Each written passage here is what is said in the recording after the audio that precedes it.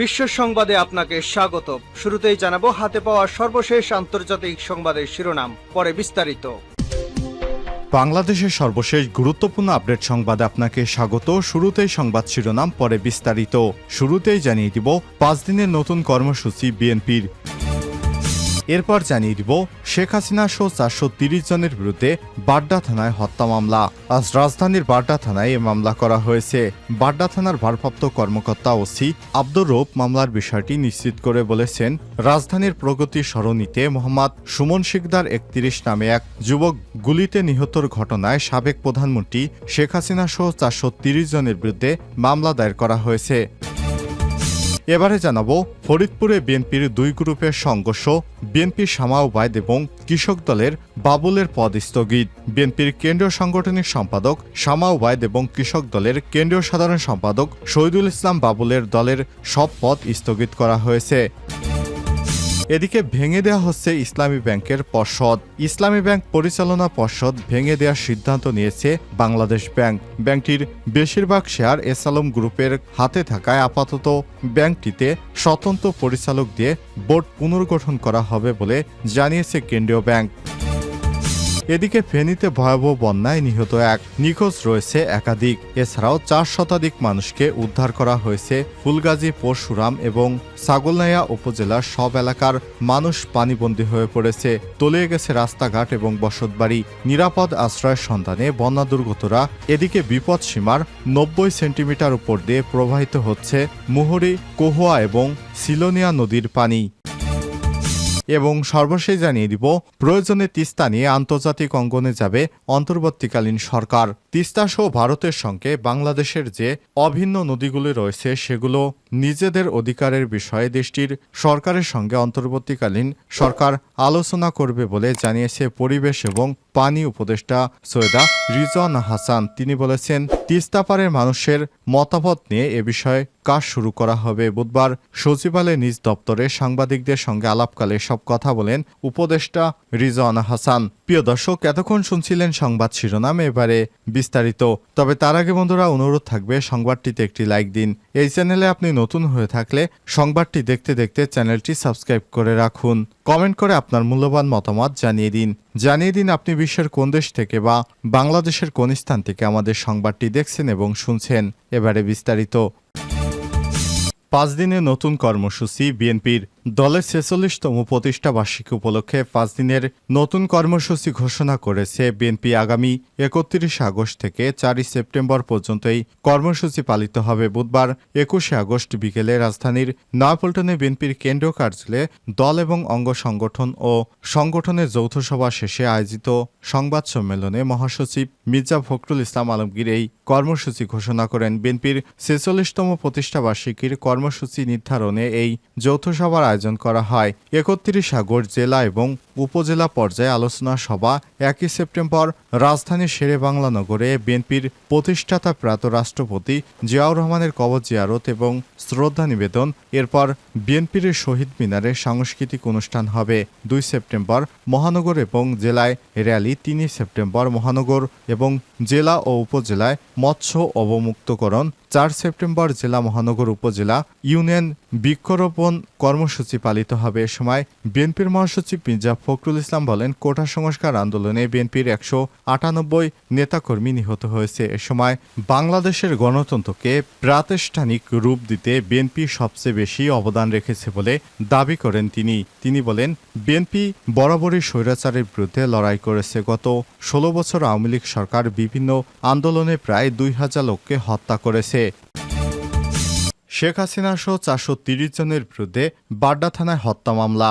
রাজধানীর বাড্ডা থানায় সাবেক প্রধানমন্ত্রী শেখ হাসিনা সহ 430 জনের বিরুদ্ধে হত্যা মামলা দায়ের করা হয়েছে। বুধবার 21 আগস্ট রাজধানীর বাড্ডা থানায় এ মামলা করা হয়েছে। বাড্ডা থানার ভারপ্রাপ্ত কর্মকর্তা ওসি আব্দুর রৌফ মামলার বিষয়টি নিশ্চিত করে বলেন, প্রগতি সরণিতে মোহাম্মদ সুমন শিকদার 31 নামে এক যুবক গুলিতে নিহতের ঘটনায় সাবেক প্রধানমন্ত্রী শেখ হাসিনা সহ 430 জনের বিরুদ্ধে মামলা দায়ের করা হয়েছে। নিহতর মা মোসলেমা এজাহারটি দায়ের করেন। এজাহারটি মামলার নথিভুক্ত করা হয়েছে। মামলার এজাহারে নিহত মোহাম্মদ সুমন শিকদারের মা অভিযোগ করেন, গত 19 জুলাই দুপুর 12টার দিকে সুমন কর্মস্থলের উদ্দেশ্যে বাসা থেকে বের হন। এ সময় প্রগতি সরণিতে কোটা সংস্কার আন্দোলনে মিছিল হচ্ছিল। মিছিলে লক্ষ্য করে আসামিরা গুলি ছুড়লে তা সুমনের শরীরের আগে, পরে তা হাসপাতালে নিয়ে গেলে ডাক্তার তাকে মৃত ঘোষণা করে।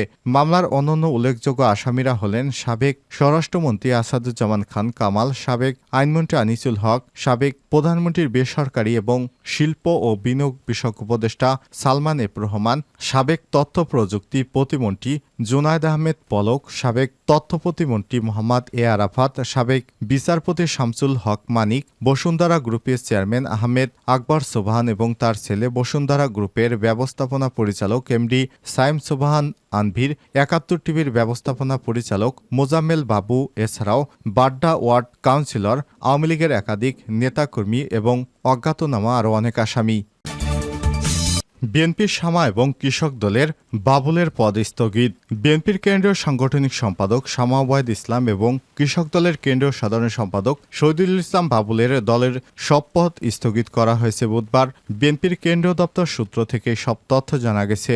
সূত্র জানায়, দলীয় শৃঙ্খলা পরিপন্থী কর্মকাণ্ডে জড়িত থাকার অভিযোগে তাদের সব পদ স্থগিত করা হয়েছে। ভেঙে দেওয়া হচ্ছে ইসলামী ব্যাংকের পর্ষদ। ইসলামী ব্যাংক পরিচালনা পর্ষদ ভেঙে দেওয়ার সিদ্ধান্ত নিয়েছে বাংলাদেশ ব্যাংক। ব্যাংকটির বেশিরভাগ শেয়ার এসএলএম গ্রুপের হাতে থাকায় আপাতত ব্যাংকটিতে স্বতন্ত্র পরিচালক দিয়ে বোর্ড পুনর্গঠন করা হবে। বুধবার 21 আগস্ট বাংলাদেশ ব্যাংকের গভর্নর ডক্টর আহসান এইস মনসুর এসব কথা বলেন। গভর্নর বলেন, এসএলএম গ্রুপের স্বার্থ সংশ্লিষ্ট সব শেয়ার সরকারের দায়িত্বে নেওয়া হবে। এসএলএম গ্রুপ যদি সব দায় পরিশোধ করে তবে তাদের শেয়ার ছেড়ে দেওয়া হবে, না হলে সমন্বয় করা হবে। এছাড়াও পরবর্তী সময়ে আগের পরিচালকেরা 2% করে শেয়ার কিনে আসার পর পরিচালক হিসেবে তারা নিয়োগ পাবেন। এর আগে গত সোমবার এসএলএম গ্রুপের সহযোগী হিসেবে চিহ্নিত ইসলামী ব্যাংক এবং এক অতিরিক্ত ব্যবস্থাপনা পরিচালক, 5 ডিএমডি সহ 8 কর্মকর্তাকে বরখাস্ত করা হয়। বরখাস্ত এসব কর্মকর্তার মধ্যে এসএলএম গ্রুপের চেয়ারম্যান সাইফুল আলমের একান্ত সচিব আকিজ উদ্দিন এবং ইসলামী ব্যাংকের ঋণের দায়িত্বে থাকা মিফতা উদ্দিনও রয়েছেন। তারা দুইজনই ব্যাংকটির উপব্যবস্থাপনা পরিচালক ডিএমডি এবং ব্যাংকটির ঋণ বিতরণ এবং মানব সম্পদের দায়িত্বে ছিলেন। বরখাস্ত অন্য কর্মকর্তারা হলেন অতিরিক্ত ব্যবস্থাপনা পরিচালক কেজি এম হাবিবুল্লাহ এবং উপব্যবস্থাপনা পরিচালক DMD Mohammad Sabbir, Mohammad Rezaul Karim, doctor Mohammad Abdullah Al Mamun, CAMLCO Taher Ahmed Chowdhury এবং আইবিটিআরএ প্রিন্সিপাল মোহাম্মদ নজরুল ইসলাম। ফেনীতে ভয়াবহ বন্যায় নিহত এক। ফেনীতে ভয়াবহ বন্যায় একজন নিহত হয়েছেন, নিখোঁজ রয়েছে একাধিক জন। এছাড়াও 4 শতাধিক মানুষকে উদ্ধার করা হয়েছে। ফুলগাজী, পরশুরাম এবং ছাগলনাইয়া উপজেলায় সব এলাকার মানুষ পানিবন্দী হয়ে পড়েছে। তলিয়ে গেছে রাস্তাঘাট এবং বসতবাড়ি। নিরাপদ আশ্রয়ের সন্ধানে বন্যা দুর্গতরা।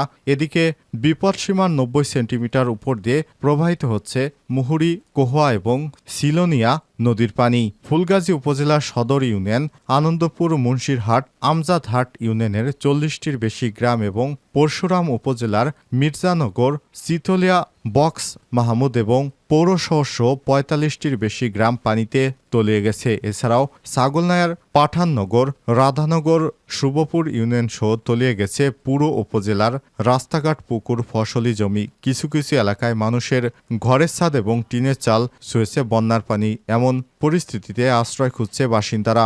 বন্যা দুর্গতদের জন্য ত্রাণ সহায়তা নিয়ে মাঠে নেমেছে স্থানীয় প্রশাসন এবং সেনাবাহিনীর সদস্যরা। বিভিন্ন স্বেচ্ছাসেবী সংগঠন। বুধবার 21 আগস্ট পরশুরাম উপজেলা নির্বাহী কর্মকর্তা ইউএনও আফরোজা হাবিব শাপলা বলেন, ভয়াবহ এ বন্যায় স্থানীয় পৌরসভা এবং উপজেলার প্রায় অধিকাংশ গ্রাম প্লাবিত হয়েছে। পানিবন্দী হয়ে পড়েছে অসংখ্য মানুষ। দিনের প্রথম প্রহর থেকে ফায়ার সার্ভিসের সদস্য এবং স্বেচ্ছাসেবক ছাত্রদের সহায়তায় নৌকা দিয়ে লোকজনকে উদ্ধার করে নিরাপদ নিরাপদে আশ্রয় নিয়ে যাওয়া হচ্ছে। এ সময় তিনি বলেন, এখন পর্যন্ত প্রায় 100 জনকে উদ্ধার করেছে সেনাবাহিনী। জরুরি ভিত্তিতে উদ্ধার কাজ পরিচালনার জন্য সেনাবাহিনী এবং কোস্টগার্ডের সহায়তা চাওয়া হয়েছে।